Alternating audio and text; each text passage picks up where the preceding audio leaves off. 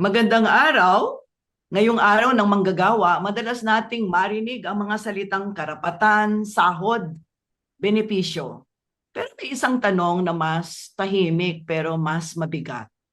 Ligtas pa ba ang trabaho natin? Dahil sa panahon ngayon, hindi lang sahod ang usapin, hindi lang benepisyo, kundi kung ang trabahong meron tayo ngayon ay mananatili pa bukas. Sa episode na ito, babalikan natin ang isang mahalagang karanasan ng mga manggagawa sa PLDT kung saan nagbanggaan ang karapatan ng manggagawa at ang assertion ng kumpanya na magbago. Isang kasong sinasabing nanalo ang unyon, pero may mga trabahong hindi na naibalik. Kasama natin ngayon si Jose Eleuterio Pit Pinlac, isang leader manggagawa na naging bahagi ng laban na yon. Alamin natin, ano ba ang tunay na kahulugan ng panalo para sa manggagawang Pilipino? Ako po si Sonia P. Soto, itong so to speak, kung saan ang punot dulo ng bawat usapin ay ating lilinawin. Magandang araw sa iyo, Kapit. Magandang araw, Kasonya. Maraming salamat sa iyong pag-imbita. Bago natin puntahan yung usapin ng MKP, gusto ko sanang tanungin ka, Kapit, tungkol sa naging personal journey mo bilang isang leader manggagawa, kung okay lang sa'yo. Balikan muna natin ang iyong pinagmulan. Hindi kasi karaniwan ngayong mga panahon na ito o kahit na 20 years ago o mahigit 20 years ago nang ikaw ay una kong makita na nagtatalumpati sa publiko. Hindi karaniwan para sa isang empleyado na maging leader ng union. Sigurado may pinanggalingan ito, meron kang karanasan o merong dahilan. Pwede mo mang ikwento sa amin paano ka napunta sa landas ng paglilingkod sa mahanay ng manggagawa. Ako, Sonya, ay isang pangkaraniwang tao lamang galing sa pangkaraniwang pamilya. Working student, kailangan magtrabaho na kagad para makapagtapos. Nung ako'y nag-aaral, nagsi-security guard ako, no, para may panustos. Nung makatapos ako, papasok ako sa isang tanyag na bangko bilang isang clearing clerk. At habang ako'y nandoon, dumating naman yung tawag ko para sa PLDT dahil nag-apply din ako nun sa PLDT dahil ang PLDT kilalang malaking kumpanya, kaya iniisip ko matatagang trabaho rito, maganda sahod. Kaya nung tinawag ako ron, takbo kagad ako ron. Nagpa-interview at sabi okay na, no? Ay bigla namang sabi tatawagan na lang. Nung ako'y tatawagan, ang sabi sa akin, may nakakuha ng aking pwesto. Sabi Mhm. ko, sir, baka pwede yung kunin niyo ako kahit janitor kasi ako ay may pamilya ako. Sabi ko, iniwan ko na yung dati kong trabaho. Paano po ako ngayon? Mhm. Sabi nung ay, teka, titingnan ko. Contractual, okay lang ba sa'yo? Casual, tawag pa noon, casual. Ay, sabi ko, sige ho, kahit janitor. Kaya pinag-casual muna ako, no? Nag-casual ako ng hanggang sampung buwan. Nagtrabaho ako mabuti. Walang OT-OT, overtawad, kahit ilang oras, hindi ako nagpapabayad. Para Mhm. matuwa sila sa akin, para Mhm. kunin nila ako. Pero lumampas ang 10 buwan, wala rin. Siguro naawa naman sa akin yung mga bisor ko at yung manager ko. Sabi nila, Pete, lalakarin namin na ma-regular ka. At dahil doon, dahil marami akong trabahong ginagawa noon na ako lang nakakagawa. Dahil sa accounting ako eh. Madalang yung lalaki sa accounting. Mhm. Nakakapagkargador ako, nauutusan ako, dahil lalaki ka nga. Kaya gustong-gusto nila ma-regular ako. At na-regular nga ako. Ah, noon namang noon namang probe na ako no, for regularization. Hindi pa ako regular, nagkaroon na ng maiinit na usapin ang union namin noon sa PLDT. Um, inter-union siya, no? Mga usapin sa loob ng union, Mhm. tiwalian sa pamumuno, pakikipagsabuatan sa management, yung mga ganong usapin. na-involve ako ron. At the same time, nag-aaral ako ng law. Mhm. Medyo napa-involve ako sa inter-union dispute sa loob ng mga officer namin. At parang pinag-aralan ko na paano ba dapat ang union. Sa madaling sabi, nung magkaroon ng eleksyon, ay sumali ako, no? Na sumali ako maging tumakbo akong presidente. Eh sa lahat, ako yung pinakabata, siguro pinakamasigla, sabi ng mga tao, nanalo ako sa eleksyon. Mhm. Anong Nung taon ito? mapasok ako, Kapit, anong taon ito? 1994 akong na-elect. Mhm. Kaya lang, ang PLDT management noon, siguro, nasanay sila sa dating pamunuan, masaya sila sa dating pamunuan. Ayaw akong i-recognize. Mhm. Ayaw akong i-recognize. Ayaw akong tanggapin na ako yung yung pamunuan ng bagong unyon. Hanggang sa hindi na makatiis ang mga manggagawa dahil ayaw ko i-recognize, hindi kami makapag-CBA. Eh, ang CBA sa mga manggagawa, dagdag na sahod at benepisyo, napakalaga niyan. Pero mo, hindi mangyari-yari dahil lang yung presidente nila ayaw tanggapin ng kumpanya. Mhm. Nagwelga ang mga manggagawa para Mhm. kilalanin ako. Mhm. Kaya napilitan ang kumpanya napilitan si PLDT, nakilalanin ako. Kahit siguro natatakot sila dahil napakabata, agresibo, idealistic, siguro Mhm. ganun nila tinitingnan, Mhm. napilitan sila. At Mhm. doon nagsimula ang journey ko bilang unionista. Oo. Anong taon ito, Kapit? 1994 nung ako'y ma-elect, Oo. 1995 na nung ni-recognize ako. Nung Mhm. ma-recognize ako, sabay upo sa negosasyon. Mhm. Uh, Ako ang pinakabatang presidente ng Union, 28 years old. Mhm. Siguro pinakabatang negosyador din sa kasaysayan ng PLDT Mhm. collective bargaining negotiation. Mhm. Nung umupo kami, yung mga tauhan, mga matataas na tao sa PLDT na tao ni Tony Boy Coangco, na mga Coangco pa noon, sila Mhm. kami hawak. Ay yun, humarap sa amin at sa CBA na yun, noong 1995, nakaranas din sila ng welga sa akin. Mhm. Dahil parang hindi ko basta-basta matanggap yung mga sinasabi nila. Kaya rin naisip ko, siguro kaya ayaw kong paupuin nung una dahil siguro yung pinilitan ko, ah, tanggap lang ng tanggap. Kung Mhm. ano man. Sa panahon ko, kami, hindi lang ako, hindi ko kayang Mhm. kunin lang yung credit. Marami kasi kami mga bata noon na leader. Mhm. Panahon kasi ito, Sonia, na sa Pilipinas, talagang inaalis na yung security of tenure na sinasabi. Kasi panahon na to, Oo. simula na to ng globalisasyon. Oo. Yung mga tinatawag na Mhm. neoliberal paradigm. No? Mhm. Kaya ganun din gustong i-set up ng PLDT management yung sitwasyon namin. Bata kami, mainit, ayaw namin. Welga. No? Oo. Kaya Mm. Kapit, ang tawag yata ng PLDT management noon, pagbabago daw, 'di ba? Yung para i-modernisahin. Noong panahon na yon, gustong makipagsabayan ng PLDT doon sa global changes, neoliberal paradigm. Pwede mo bang pakipaliwanag ito sa mga nakikinig sa atin, baka hindi nila nauunawaan? Ano ba itong nauso noong panahon na yon na neoliberal paradigm na siyang nagbunsod sa PLDT na gawin yung ginawa niya sa mga manggagawa ng PLDT, Kapit?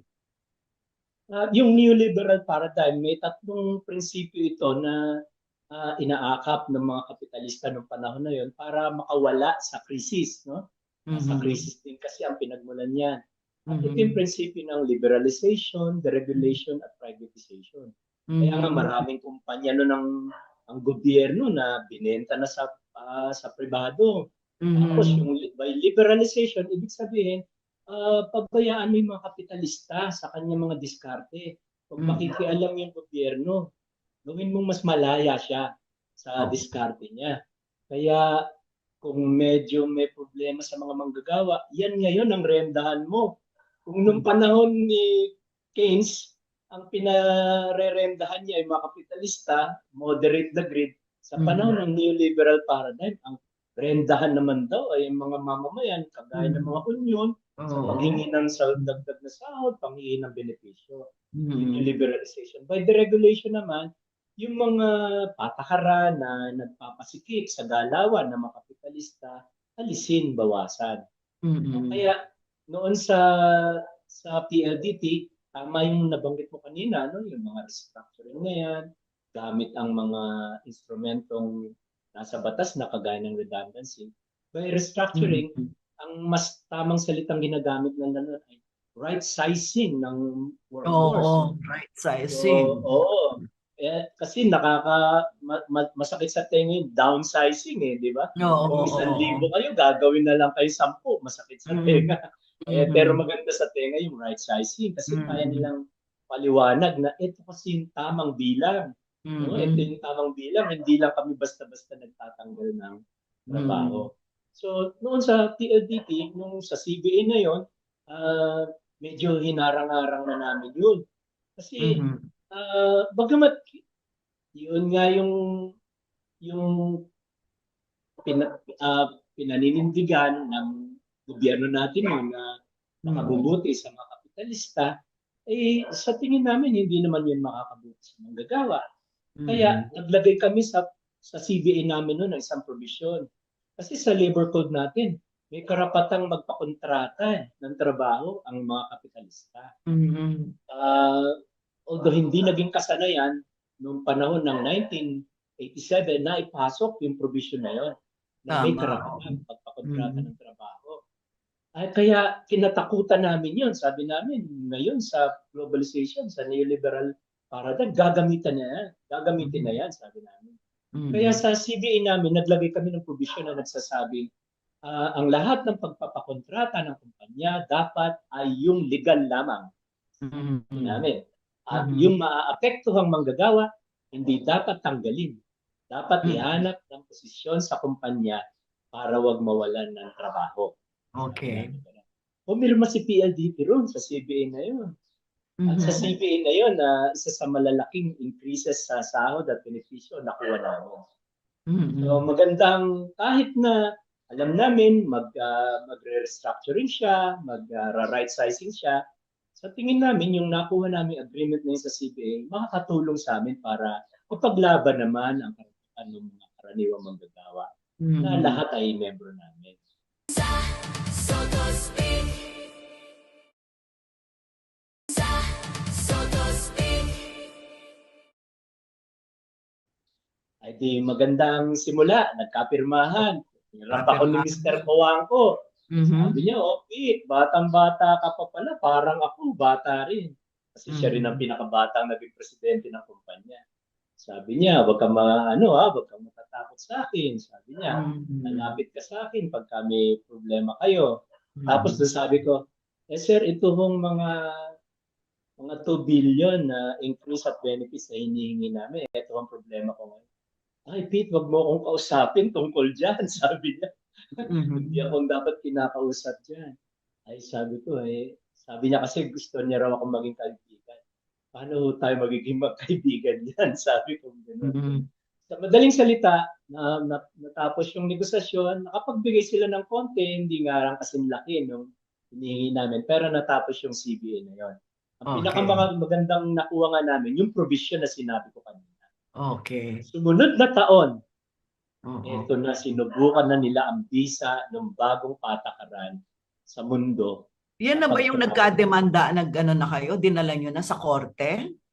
Hindi pa, hindi Hindi, pa. nag-strike kayo, di ba meron pa kayong mga Yung hunger strike namin yon, strike? natapos yun sa pirmahan ng CBA. Yung Oo. strike na binabanggit ko. Yun ang Okay. unang CBA ko, unang strike Oo. ko. Sumunod na taon, yan yung magkakaroon kami uli ng strike dahil may redundant na isang Ayun, exchange yun ang natatandaan na ko. Oo. higit kumulang 36 na manggagawa doon sa exchange namin katabi ng Art Center sa Quezon Oo. City ang Oo. terminate. Oo, No? nakarating ko doon Sinabihan eh. silang Oo. redundant na sila. Mm-mm. Puntahan sa opisina ang mga membro namin ito. Mm-mm. Kung tutuusin, ano, malalaki ang sahod, kaya ang separation pay malaki rin. Pero alam ng mga manggagawa ang epekto nito sa magiging buhay nila pagkatapos. Oo. Oo, alam nila. Kaya umiiyak sila. Paano na pinaaral namin? Sabi gano'n. Paano yung mga bayarin namin? Yung renta ng bahay. Kaya hindi namin natiis, nagwelga kami outrightly noong 1996. Nung panahon na yon, pag sinabi mong PLDT, pag sinabi mong PLDT employee, kami ang may hawak ng buong telecom sa Pilipinas. Wala pang Tama, Globe noon, tama, wala oo. pang mga ibang, wala pang contractor. Napakalakas ng inyong dating. Oo. Sa Kaya madaling nung sabi. magwelga kami, isang Mm. linggo lang, hindi natiis ng PLDT. Bumigay siya. Binalik niya yung mga manggagawa, inalis niya yung kontraktor. Dalawang pulutong ng kontraktor na pinapasok niya. Inalis niya. Pero hindi siya tumigil, ma'am. Hindi siya tumigil. Ang ginawa niya, nag-offer siya ng early retirement program Ay, naalala na ko din yan. nakakapaglaway, no? Oo. Matatakaw ang mga PLDT, Ang magiging ganda-ganda talaga milyonaryo ng ka eh. mga packages, di ba? Oo, magiging Naalala milyonaryo ka pag nag-avail Oo. ka. Kaya libo-libo sa mga miyembro namin ang nawala. Mm. Samantala, ang gobyerno naman noon ay nagpasa ng batas ng department order na nagsasabing illegal pa rin ang labor-only contracting o ang contractualization. Pero may exemption na. At ang isa sa mga exemption, pag hindi na raw kaya ng present purpose yung trabaho, legal na magpakontrata. Eh, habang nababawasan kami, di ba, 100 ang dating empleyado dito sa opisinang ito. Ngayon ay 20 na lang. Eh di hindi mo na nga talaga kaya yung trabaho. Sasabihin ng manager, pwede na ako magpakontrata. Yun ang simula ng umagos, nabuksan ng floodgate ng contractualization ng mga contractor sa PLDT. At hindi namin mawelgahan, hindi namin malabanan. Dahil more or less na-legalize siya noong executive order ni Presidente Ramos noon na naging department order ni Secretary Quisongbing. So, hanggang dumami sila, nakikita namin, nasusunog sa poste, nalalaglag sa poste, walang binibigay ang PLDT, masaya nang bigyan ng 10,000 abulo yung pamilya, pero yung gastos sa ospital, wala. Not to mention, walang increase. Siyempre, hindi mga CBA, hindi mga union member ito eh. Kaya hindi namin cover ito. Kahit kami nai-increasean. Pati mga benepisyo nila, walang hospitalization. Hindi namin makaya yon. Hindi namin matiis yung ganun. Kumikita kami, nadadagdagan ng sahod namin dahil sa kanila. Tapos sila ay wala. Tama. Kaya, noong 2015, sa isang negosasyon sa kumpanya, dinemand namin na ma-regularize lahat ng contractual employees sa PLDT. Moral, ayaw ni PLDT. Sabi namin kay PLDT, wewelgahan ka namin. Sabi ni PLDT, bahala ka kung yan ang gusto mo. At nag-file nga kami ng notice of strike sa Department of Labor. Panahon niya ni Ramos. Panahon niya ni Panahon na Ramos. to ni Noynoy na to. Pinoy na. Ang dinaanan. Pinoy na, oo. Yung mga panahon na lumipas, yun yung pagpaparami ng mga contractual. Halos sila na nagpapatakbo ng kumpanya. Kaya nung panahon ni Noynoy, sa isang CBA, sabi namin sa proposal, gawin silang regular. Ayaw, nag-file kami ng notice of strike. Doon sa DOLE, hinarap kami ng Secretary of Labor noon. Siyempre, PLDT to, no? Hindi maliliit na kumpanya lang. Kaya mismo ang Secretary of Labor ang namagitan. Ang sabi ni Secretary Linda Baldos noon, Secretary ni Noynoy Aquino, MKP, sabi niya sa amin, no? Sa Union, huwag na lang kayong magwelga. Ang gagawin namin, mag-i-inspection kami sa PLDT para malaman namin kung tama kayo, kung may katwiran kayo sa mga reklamo nyo. And if we establish that, we will act accordingly, sabi niya. Ay sige ho ma'am, sabi namin. Sige ho, kayo mismo makakita na pumapanik sa poste. Hindi PLDT employee. Nag-i-install, nagre-repair, nagme-maintain ng mga cable lines ng PLDT. Hindi PLDT employee. Eh si PLDT ang nangako sa Kongreso at Senado para bigyan siya ng prangkisa at siya mag-i-install, magre-repair, tapos mga kontraktor ang gumagawa, sabi namin. Kaya namin sinasabing illegal. At kaya rin namin sinasabing ang mga taong ito, mas karapat dapat na maregular. Eh sabi niya, oh sige, sige, Pete, sabi gano'n, mag-i-inspect muna kami. Titingnan namin yan. Sa madaling salita, natuloy ang inspection. Tinawag ito ng Department of Labor noon na Special Assessment and Visit to Establishment in PLDT. Kaya yung kaso namin, ang pangalan niya ay SAVE. No? Special Assessment and Visit to Establishment Save. in Oo. PLDT. SAVE PLDT. Makalipas ang 6 na buwan ng pag-i-inspect, ayun, nakita nila yung mga ginagamit ng mga kontraktor, computer ng PLDT, gumagamit ng mga kontraktor, mga ladder ng PLDT, gamit ng PLDT. Illegal yun eh. Hindi ka legitimate na kontraktor kung wala kang substantial capital. Exactly. Pag-mention, yung mga empleyado niya, ay sinusupervise ng mga supervisor namin ng mga rank and file employee. So sa control, bagsak na naman. Bagsak na naman ng mga kontraktor. At idineklara nga ang 46 na kontraktor ni PLDT na mga labor-only contractor o illegitimate contractors. At ang mga empleyado nito, 10,000 lahat, ay dineklarang regular sa PLDT. Kundi siyempre, hindi matatanggap ni PLDT yan. Hindi rin matatanggap ng mga kontraktor. Appeal. Kung mag-appeal sila sa Office of the Secretary, panahon na ni Presidente Duterte ito. So si Secretary Bello na ang secretary. Ang haba pala talaga niyang laban na Oo, yan. mahaba yung laban. So, Oo, grabe. talagang pwedeng pelikula to eh.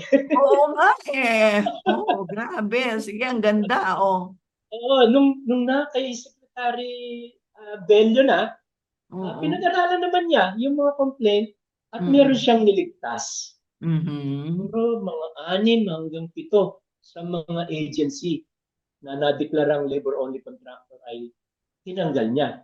Karamihan, contractor ng security guard, contractor ng mga janitor, contractor ng mga nurse, yan, mga nailigtas niya. Tinanggal niya. Kaya nabawasan yung 10,000, naging 8,000 na lang ang mareregular. Makalipas kay Secretary Bello, nag-appeal ang PLDT sa Court of Appeals. At ito na yung desisyon ng Court of Appeals. Sabi ng Court of Appeals, may mali kay Secretary Bello. Sabi niya, hindi porke pagpapakontrata, illegal.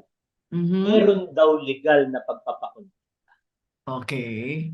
Kaya sabi niya, ang illegal na pagpapakontrata nga, yung hindi sumunod sa mga patakaran, plus ang mga kinokontratang trabaho o trabador ay nagtatrabaho sa mga posisyong directly related to the business. Okay. O mga core functions. Oo. Kaya sabi ng Court of Appeals, ang dapat lamang maregular dito sa kasong ito ay yung mga nagtatrabaho sa installation, repair, and cable maintenance ng PLDT lines. Sapagkat sila yung mga directly related to the business ang function. So, nabago. So, niya talagang nag-reduce sa 18 yung 40 mahigit na kontraktor. At yung 8,000 na mareregular ay naging 5,000 plus na lang. Nag-appeal uli si PLDT kasi ayaw niyang tanggapin. Sabi niya kahit isa, walang dapat maregular. Nag-appeal din kami kahit na marami-rami na rin no, yung mareregular. Nag-appeal din kami dahil hindi rin namin matanggap na yung ibang mga function na naniniwala kami dapat ay regular din ay matanggal. Lalo na kasama namin silang lumalaban. So, kaya nag-appeal din kami sa Court of Appeals hinggil dito. Dinismiss ng Court of Appeals ang mga motion for reconsideration. So pumanik si PLDT sa Supreme Court. Si PLDT, hinihingi niya kahit isa, walang maregular. Pumanik kami sa PLDT, sabi namin dapat lahat ng diniklara ng DOLE maregular. So for two different reasons, nagkaroon ng apela sa Supreme Court. At nagdesisyon ang Supreme Court, ganun din ang laman ng MR niya, wala siyang binago, sinustain niya yung sinabi ng Court of Appeals. Ang sabi ng Supreme Court, Ah, tama ang Court of Appeals, merong illegal na contractualization, pero ang dapat na ma-regular lang sa PLDT ay yung mga nagtatrabaho sa installation, repair, and cable maintenance, yung mga tinatawag na nagpa-function sa mga core functions sa PLDT. At Okay. yan yung nabigyan ng finality paglabas ng desisyon sa MR nitong November last year na natanggap lang Last namin. year. Last year Last lang year yun, lumabas no? pero natanggap lang, na-publicize lang, nabigyan lang kami ng kopya. February na. Itong taon na February 20. ito. Itong taon na Oh, ito. okay. Kaya namin sinasabing tapos na ang laban. Naghihintay pa kami ng entry of judgment. Ito yung mga papel na nagsasabing pumunta na kami doon sa Department of Labor para ipatupad na yung desisyon. So mahaba. Mahaba yung Oo. nilakbay ang desisyon na yan. Okay. Siyempre, sa hinaba-haba ng inyong naging laban na ito, meron na kayong assessment, no? Meron na nalagom nyo na yung karanasan ninyo at nakahugot na kayo ng mga aral o kaya sabihin na natin mga bagay na pwedeng isa publiko para nang sa ganun maka-inspire ito sa iba o kaya makatulong para huwag ulitin kung may mga maling mga nangyari o nagawa, etc. Maituturing nyo ba na ito ay tagumpay? Tagumpay ito ng unionismo. Tagumpay ito, no? Tagumpay na masasabi sapagkat libo-libo yung nailigtas namin sa impyerno ng kontraktualisasyon. Kaya isang kaluluwa lang na manggagawa ang mailibre namin sa impyerno ng kontraktualisasyon. Masaya na kami. Ito, libo-libo. Kaya para sa amin, tagumpay ito pero hindi siya ganap. Sapagkat una-una, ilang libo lang naman ang pwedeng magtrabaho sa telecom industry. Gagamitin ito as a president sa Pilipinas. Milyon-milyon pa yung kailangan ng regular na trabaho eh. Tama. Di ba?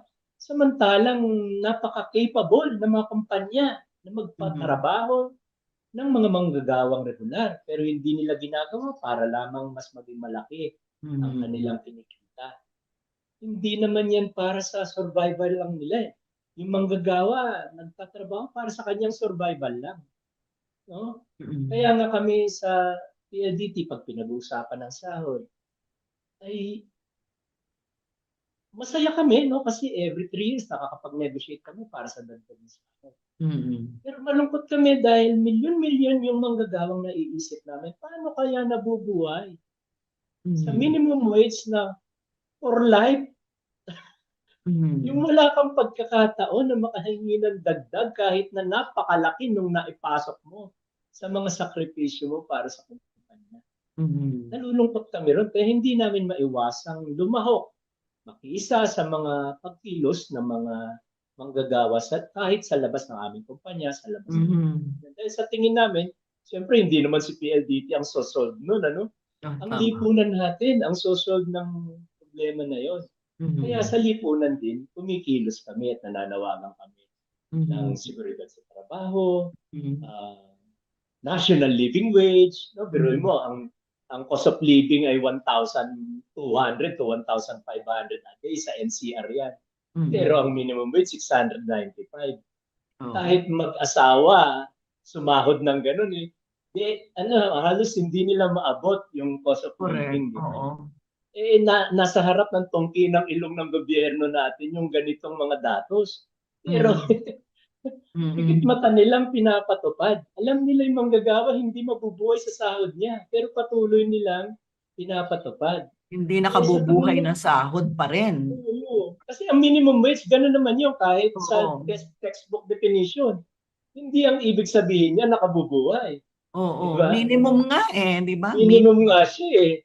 Oo. Hindi siya nakabubuhay. Kaya kailangan talagang constantly paglaban, nadagdagan. At ultimately, ang may panalo nga sana yung national living wage no, na pinaglalaban. Mm. Yun ang sad reality ng ating lipunan. So to speak. So to speak. At ito rin ang hanggang ngayon panawagan ng kilusang paggawa. Ano na, May 1, kanya sigurado Oo. lalabas na naman kayo sa mga kalsada para ipanawagan ito, hindi ba? Totoo Kapit. yan. Totoo yan, lalo na sa panahon natin ngayon na matindi ang krisis, ano? Mm. Umiiyak lahat sa pagtaas ng presyo ng gasolina dahil ah, ang kasunod niyan ay pagtaas na ng bilihin, pagtaas na ng halaga ng serbisyo, lahat, Mm. kuryente, lahat tumataas. Kaya, tapos ang sahod naman hindi tumataas. Mm. Kaya 'di ba? Kaya lalong humihirap ang sitwasyon ng mga manggagawa. Kamakailan nasundan natin yung news na mga driver na humihingi ng ayuda kahit gaano kahirap, kahit may sakit, pipila, ayun, namatay, di ba? Oo, may namatay. Mm. Natake sa puso, napakainit, napakarami. Pwede namang i-Gcash yun. Di ba? Mm. Pwede namang i-online yung pagbibigay ng pera. Pero ang sistema natin, ganun eh. Kailangan kasi sikat yung namimigay eh. Para sa susunod, malagay pa rin siya sa Patronage pwesto. politics pa rin. Oo. Oo, manalo pa rin siya at mailagay sa Mm. pwesto. No? Mm. Kaya kailangan na kontrobersyal ang kanyang pamimigay. Mm. No? Kaya kahit na yung ganyang mga sistema, gusto nating mabago rin. Mm. Pero sa amin, sa tingin namin, ang basic requirement para mangyari yan ay makapamuno ang manggagawa sa mga paglaban. Mm. Kapit Makapamuno ang meron pa ring mga tao na dinidiscourage ang paglahok ng mga manggagawa sa mga union at yung patakaran na ipinagbabawal nga o hindi talaga binibigyan ng pagkakataon na mag-union. Patuloy yung tinatawag na cheap and docile labor, no? Na yun ang parang pinaka karakter o katangian ng mga manggagawa sa Pilipinas. Pero sa kaso o sa karanasan ninyo sa PLDT, noon hanggang ngayon, totoo pa rin na mahalaga para sa mga manggagawa ang union. Indispensable ito, hindi ito kailangan itabi. Tama ba? O meron ng pagbabago sa mga ganong mga pananaw? ako, yung union kasi sa ating konteksto, sa Philippine context, ay may specific na definition. No? Ang Okay. union ay isang grupo ng mga organisasyon sa loob ng isang kumpanya at Mhm. tinatayo ito for purposes of collective bargaining. No? Kaya kahit kung wala kayong kumpanya o kaya ay hindi kayo tinuturing na isang kumpanya na empleyado, walang silbi yung pag-union nyo kasi hindi kayo Mhm. makakahingi ng dagdag sahod. Kaya based on that premises, ako, ang pinopromote ko pa rin ng unionismo, cautiously, no? Na Mhm. may pag-iingat. May mga sitwasyon na nararapat siyang itayo. Mhm. Pero hindi na siya by and large yung pag-union na natutunan natin sa European context kung saan siya Mhm. nagsimula, no? By industry, pwede. No? Mhm. Hindi ganun sa atin eh. Kaya kami ang pinopromote namin ay pagsasama pa rin, no? Pag-union pa rin by industry. Mhm. At ang pakikipag-tawaran o negotiation, collective bargaining na ikakasa para dyan ay hindi sa mga kani-kanyang kumpanya, kundi sa gobyerno. Okay. Ganun ang by industry, ganun ang Mhm. pinopromote naming unionismo ngayon. Kasi Mhm. kagaya ng iba pang mga union organizer, marami na rin kami masasaklap na karanasan dyan sa pagtatayo ng union. Ganun-ganun Mhm. lang, matatanggal, di ba? Ganun-ganun lang ay Tama. hindi Oo. mabubuwag. Dahil nga hindi Mhm. maingat ang pagpapatayo, pagkakatayo. At saka yung Mhm. sitwasyon, hindi hinihingi ang pag-union na tradisyonal. At ang Mhm. sitwasyon, halimbawa, mga contractual employees ng iba't ibang kumpanya, pag tinayuan mo ng union yan, tatalanggalin lang ng kumpanya yung contractor. Mhm. Kasi nga dyan sa sitwasyon na yan, hindi niya tinuturing na empleyado yung mga empleyado ng kontraktor eh. Mhm. Tatanggalin niya lang yung agency. Wala siyang kasalanan sa batas. Mhm. O, ngayon, may union ka doon sa agency. Paano ka ngayon hihingi ng dagdag na sahod sa agency? Nawalan na kayo ng kontrata. Mhm. Sasabihin ng contractor sa'yo, wala na nga tayong trabaho lahat pareho eh. Mhm. Di ba? Kaya napaka-perfect ng sitwasyon na to para doon sa neoliberal paradigm. Doon sa cheap, docile, and flexible labor. Kaya Mhm. para sa amin, ang pagtatayo ng union dapat ay by industry na sa konteksto ng Okay. pakikipagnegosasyon sa gobyerno at sa kalakhan Mhm. ng mga kumpanya sa loob ng industriya. Mhm.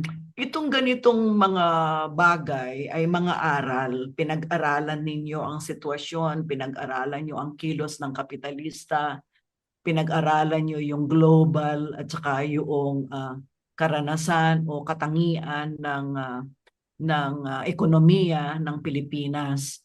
Kanya sabi mo nga, parang ginamit mo yung salitang cautious para hindi nauuwi sa tanggalan imbes na maprotektahan ang karapatan o interes ng manggagawa. Yun, parang yun ang nakukuha ko sa sinasabi mo, no?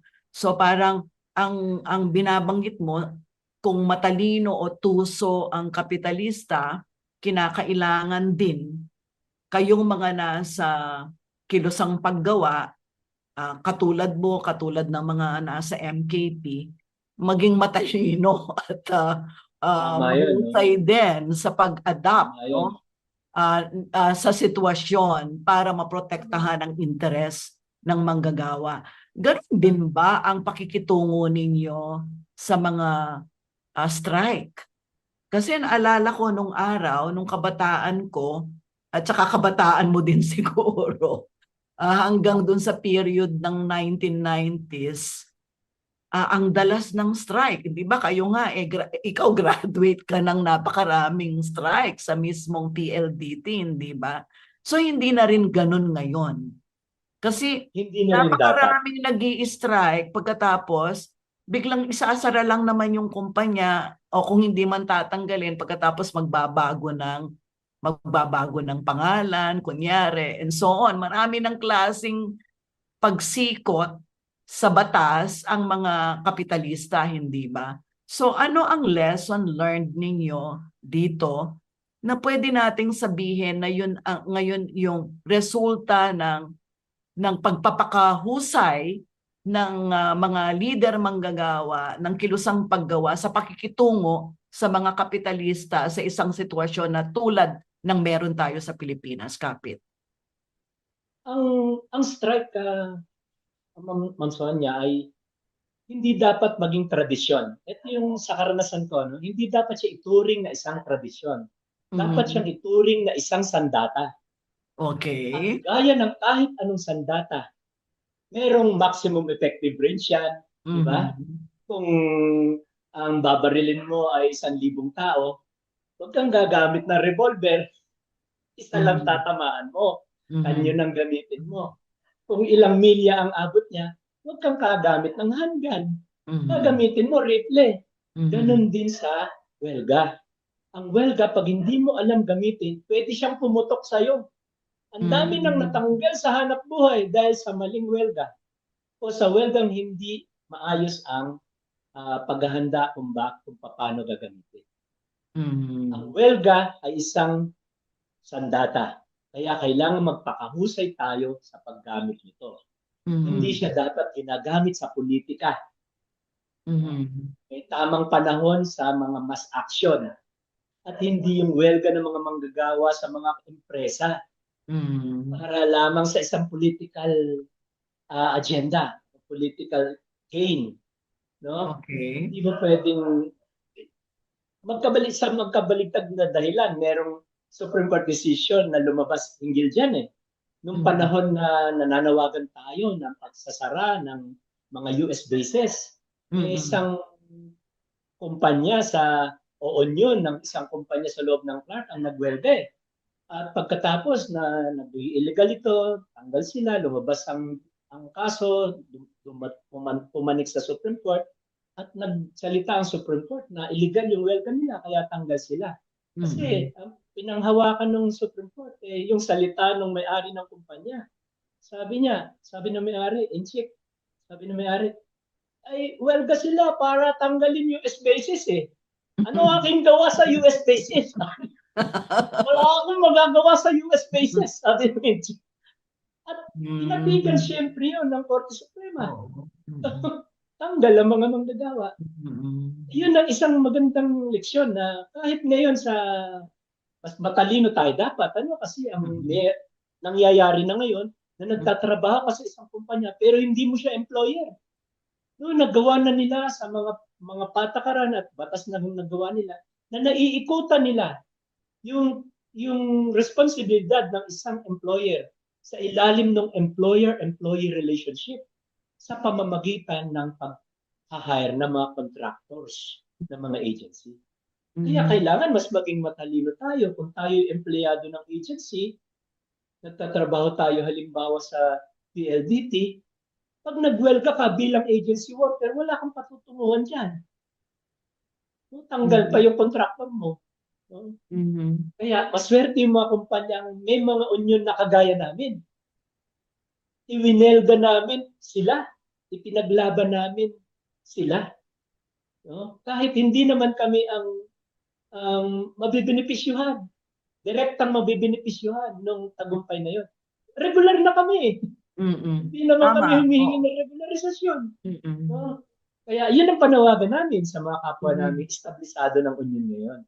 Sana naman, ipaglaban din nila yung mga kumpanya nila o yung mga contractual employees sa kumpanya nila dahil magpapalakas din naman yun sa kanila. Kasi kung malakas ang kilusang paggawa, malakas tayo lahat. So ganun yung leksyon na inaral na. Kaya pati yung paghingi ng dagdag na sahod pati yung paghingi ng minimum wage. Sa tingin namin, may mas magandang paraan kaysa dun sa mga national living wage o regional living wage. Ang mas paninindigan ko bilang karanasan ko, mas maganda yung industry living wage. Kasi pag national living wage, pagka regional living wage, halimbawa sa NCR, may maliliit na kumpanya Hindi kaya magbigay ng kahit na ganyang kaliit lang na dagdag na sahod. Maliliit na kumpanya, ilan lang ang empleyado. Talagang pinapaubaya na lahat sa mga empleyado niya yung kumpanya dahil parang sa kanila na yun. Nililibre niya na lang sa pagkain. Pero hindi niya mabibigay yung dinideklara ng Regional Wage Board. Soto Speak. Soto Speak. Sinusundan ko yung iyong mga yung mga sinasabi mo. Naririnig ko yan na mga binabanggit din ng ibang mga nakakausap ko, nakaka-enkwentro ko sa iba't ibang mga meetings, sa iba't ibang mga gatherings. May mga nagsasabi na kailangan talaga din ng pagbabago sa paraan ng pag-oorganisa, pagpapakilos sa hanay ng mga manggagawa. May nagsasabing, ayun katulad ng sinabi mo, papaano kaming mananatili na nakabukas kung hindi naman namin kayang ibigay. Sabi nila, ito yung mga maliliit na mga kapitalistang nakakausap ko dito naman sa probinsya, dito sa Central Luzon.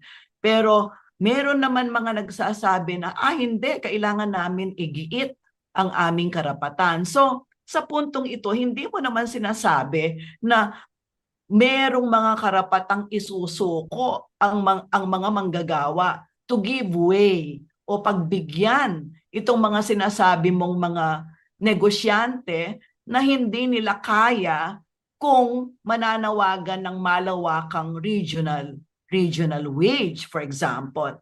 Pwede mo bang sabihin sa amin papaano sa iyong pananaw binabalanse ito? Naniniwala ako na sa pamamagitan ng industry negotiation, doon masusolusyonan yan. Kasi ngayon, pag nagtakda ka ng regional increase sa wage. Okay. No? Magsalita na lang tayo sa minimum wage. Regional minimum wage halimbawa sa NCR. Yung malaking kumpanya, kayang-kaya niya ibigay. Di ba? Mm. O kaya yung kumpanyang lampas na sa minimum ngayon, hindi niya na kailangan magbigay. Di Mm. ba? Samantalang merong maliliit na kumpanyang sisinghap-singhap. Kapag ka binigay niya yan, babagsak siya. Mm. Pag hindi niya naman binigay, illegal siya. Mm. Bagsak din siya. Di ba? Kasi Mm. magwewelga ang mga manggagawa niya, irereklamo siya, magsasara siya. Samantalang kung by industry yan, alam natin yung kitaan by industry. Di ba? Alam Mm. natin pag nasa telecom industry ka, nakapag-establish ka, ay hindi kayong pangkaraniwang sisingap-singap na kumpanya. Pwede Okay. tayong magtakda ng minimum wage na pang telecom industry. Magtakda tayo ng minimum wage na pang retail. Di ba? Okay. Magtakda tayo ng minimum wage na pang service sa teachers, mga ganyan. No? Dahil alam natin ang kita ng mga eskwelahan, alam Mm. natin ang kita ng mga industriya. Sa Kesa ganung sa parang paraan, pare-pareho. Kesa sa oo, parang I see. isa Oh. pare-pareho across industry, iisa ang Mm. minimum. Mm. Iba-ibang kitaan across industry. Di ba? May Mm. industriyang kahit hindi ka magpagod, malaking kita talaga dyan. Kagaya Mm. ng telecoms, pag kinabitan ka namin ng telepono, kahit ma-terminate na kami, kikita pa rin ang kumpanya dyan eh. Hanggat hindi Exactly. nasisira ang telepono mo. Exactly. Tapos minimum wage lang ang Oo. isasahod niyan. Oo. Di ba? Dapat naman medyo malaki yung sinasahod Mm. niyan. Pero Mhm. may mga maliliit na kumpanya, talagang sisingap-singap ito. Lalo mo lang siyang pababagsakin kapag ka pinatupad mo yung ganyang patakaran. Mhm. Sana natututo rito yung mga mambabatas natin o lalo na ang ating gobyerno at ang Mhm. Department of Labor. Dahil malaki ang masusolusyonan dito. Mhm. Mapapaligayan mo pa yung mga manggagawa. Mm. No? Sa kilusang So, paggawa ba, merong ganyan ng dominant na pag-iisip o pananaw? Katulad ng sa sinasabi mo? O minority kayo? sa mga leader na nakakausap ko, Mhm. welcome na welcome sa kanila yan at ngayon Mhm. ay yan na ang gustong isulong. Ang problema lang, Sonia, ay yung kasalukuyang kondisyon. Mhm. No? Halimbawa, meron pa ring mga regional wage boards. Paano mong itatakda yung industry bargaining? Mhm. Tapos, nasa batas, pwede ang industry bargaining. Hindi Mhm. naman pinapatupad ng DOLE. Kasi nga naman, nasa batas, voluntary ang Mhm. pagsali Mhm. sa mga kumpanya. Sino magbo-volunteer, di ba? Mhm. Mhm. Usapin yan ng magdadagdag ka ng sahod, pagagandahin mo yung kabuhayan ng manggagawa mo. Walang magbo-volunteer. Kaya Mhm. kailangan ma-amend sa ganung punto yung ating mga batas at nang sa ganun ay mas maging magaan para sa gobyerno.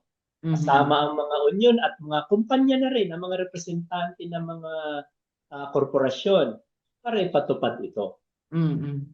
Kailangan pala, Pete, serye itong so to speak episodes natin para makover Oo natin nga, yung oo. bawat chapter. Pumapasok na tayo sa Hindi, ang ganda kasi industry. ng kwento ng PLDT. Ang ganda niya talagang pag-aralan at ma-share yung mga aral, ano, yung mga leksyon. Kasi ang haba ng laban ninyo at maraming mga masasabi ko na napakagandang mga karanasan na pwedeng ikwento at itampok, no?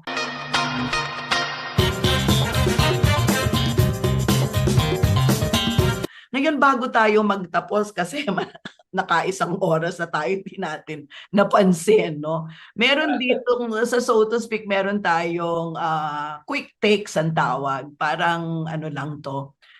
Summary na ito parang lahat ng napag-usapan natin para lang medyo matandaan ng mga nakikinig sa atin, yung mga pinunto mo dito sa ating talakayan. So, sasabihin ko, dudugtungan mo or sasagutin mo, no, yung quick text natin. Ang tunay na kahulugan ng job security ngayong panahon na ito ay Survival. Pwede mo ipaliwanag yan. Bakit? Survival. Kasi lahat ng economic right mo bilang manggagawa ay nakasalalay sa iyong seguridad sa trabaho. Yung karapatan mo sa just share in the fruits of production, dagdag na sahod, sa pakipag-CDA, mga benepisyo mo, nakasalalay lahat sa pananatili mo sa trabaho. Kung wala kang seguridad sa trabaho, wala lahat yan. Kaya ang seguridad sa trabaho ay survival mo. Okay. Ang pinakamalaking pagbabago sa mundo ng paggawa ay Ang pagtatanggal sa karapatan sa seguridad sa trabaho o ang contractualisasyon. Kahit nasa panahon ngayon ng na parang nawawala na yung neoliberal paradigm, dahil ang US panay ang impose ng tariff. Ang Pilipinas naman hindi pa rin gano'n, no? Maraming kumpanya pa rin, wala silang pakialam doon. Kung hindi si US, si China ang susundin nila, pero ganoon pa rin sa capitalistic na pamamaraan pa rin. Kaya ang pinakamalaking pagbabago ay yung kawalan ng seguridad sa trabaho. ang unyon sa panahon ngayon ay Sandata pa rin para sa akin. Sandata. ang modernization para sa manggagawa ay Higit na pasakit sa ngayon. Mhm. Pasakit. Sapagkat habang nagmo-modern, lalo silang nawawalan ng trabaho. Speaking of AI, di ba? Speaking of higher technology.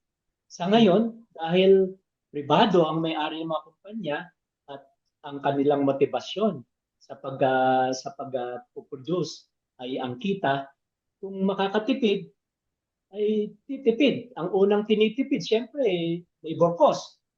Kaya kung may AI na, ba't ka pa mag-e-employo ng mga tao? Kung may modern machinery na, ba't ka pa mag-e-employo ng tao? No? Okay. Kaya ang modern technology sa ilalim ng neoliberal paradigm o ng capitalist system ay higit na pahirap sa manggagawa. Wala pa tayo dun sa lipunan na ang motibasyon ng produksyon ay ang pangangailangan ng tao. Nagtuturo tayo para matuto ang mga estudyante. Ngayon hindi ganoon. Nagtuturo tayo para kumita yung university, di ba? O, nagkakabit tayo ng telepono hindi para makapag-usap ang pamilya sa malalayong lugar. Hindi. Nagkakabit kami ng telephone system para kumita si Salim ng Indonesia na may-ari ng PLDT. No? Ganun ngayon kaya hindi siya talaga ang modernization. Bagamat gusto natin yan, isang panahon gusto natin umabot yan. Kapag yung mga robot ay nagagawa na natin para yung trabaho natin 8 oras, ay maging 6 na oras na lang at 4 na oras na lang. Pero yung sahod, ganun pa rin. Yan ang gusto nating modernization. Pero sa ngayon, hindi ganyan. Kaya pasakit ang modernization ngayon. Okay. Ang pinakamalaking pagkakamali ng gobyerno pagdating sa kilusang paggawa. Pakikitungo sa kilusang paggawa o sa mga manggagawa sa pangkalahatan. Yung pagtrato sa kanya na manggagawa lang. Anong ibig mong sabihin? Na mayroong hindi pagsunod, paglabag sa sinasabi ng saligang batas ng Pilipinas. Ang sinasabi ng saligang batas natin, ang mga manggagawang Pilipino ay ang primary economic force of the land. At the minimum, dapat superior ang pagtrato ng gobyerno sa kanya. Dahil pag siya pumalya, bagsak ang ating ekonomiya. At the medium, dapat tinatrato siya as a partner. Hindi manggagawa lang na pwede na ang minimum wage. Basta mabuhay lang at bukas makapasok uli para matuloy ang produksyon, ang serbisyo. Ganun ngayon Sa tingin ko, yung mga ginagawang batas ng gobyerno at yung mga pagtrato sa atin, kahit na pag nasa doli ka o nasa ano pa mang mga pronouncement, ay sa tingin ko dyan nagkakamali ng gobyerno. Naghahanap pa rin ako ng isang uupo sa Department of Labor o sa Malacanang na itatrato ang mga manggagawa na partner in nation building at hindi manggagawa. Okay. At sa panghuli, ano ang pangarap mo na bukas para sa mga manggagawang Pilipino, Kapit? Ay, ganun pa rin naman ang pangarap ko. Dumating ang panahon na yung mga manggagawa ay sila na ang nagmamay-ari nung kanilang kumpanyang pinagtatrabahuhan. No? Ang buong bayan, siya na yung mga tinatawag na means of production. Walang pinagkaiba to doon sa pangarap ni Claro M. Recto nung siya tumatakbong presidente. Ang tawag niya noon ay Philippine National Economism. Sabi niya noon, kapag ka sa tanong na paano magiging maunlad ang buhay ng tao sa Pilipinas, sabi niya, kapag ka yung mga pagawaan ng pop rice, usong-uso noon, nung panahon na yon, pagawaan ng pop rice, ang gumagawa na ay mga Pilipino, nagpapatakbo yung mga Pilipino, at yung kita ay gagamitin sa mga Pilipino, yun na ang tamang panahon, sabi niya. So, sabi niya, ang kailangan ng mamamayang Pilipino, siya na ang nagmamay-ari ng means of production para pag kumita ito, may pambili siya ng libreng edukasyon para sa mga mamamayan, may pambayad siya ng libreng edukasyon para sa mamamayan, at marami pang mga pangangailangan ng mamamayan. Ngayon kasi, wala tayong pera. Paano? Wala tayong business. Di ba? Ang may business ay mga pribadong tao, hindi ang mamamayang Pilipino. Very well said, Kapit. Maraming salamat sa pagpapaunlak mo sa aming invitasyon sa iyo. Siguro kailangan tayong magtakda ng mga serye, no, ng mga schedule ng mga serye ng episodes para mapag-usapan natin ng gusto itong naging karanasan ninyo at mga aral mula sa mga ginawa ninyong pagkilos sa loob ng PLDT bilang unyon na tinatawag nating manggagawa ng komunikasyon sa Pilipinas or MKP. Mabuhay kayo, Kapit, at mabuhay ang MKP at ang kilusan ng mga manggagawa sa Pilipinas. Ngayong araw ng manggagawa, hindi lang natin ipinagdiriwang ang paggawa. Pinag-iisipan natin ang halaga nito dahil sa panahon ng patuloy na pagbabago, ang tunay na laban ng manggagawa ay hindi na lang para sa mas mataas na sahod, kundi para sa katiyakan na ang kanyang trabaho ay mananatili. Ito ang buod ng sinabi ni Kapit kanina. At higit sa lahat, na ang kanyang dignidad ay hindi mawawala. Ako po si Sonia P. Soto, ito ang So to Speak, kung saan ang punot dulo ng bawat usapin ay ating lilinawin. Magandang araw po sa inyong lahat. Sa pangbayan, balitang napapanahon, mga isyu sa lipunan, sabay nating tutukton. Mula sa kalsada hanggang sa online eksena, mga kwentong pinag-uusapan, binibigyang linaw.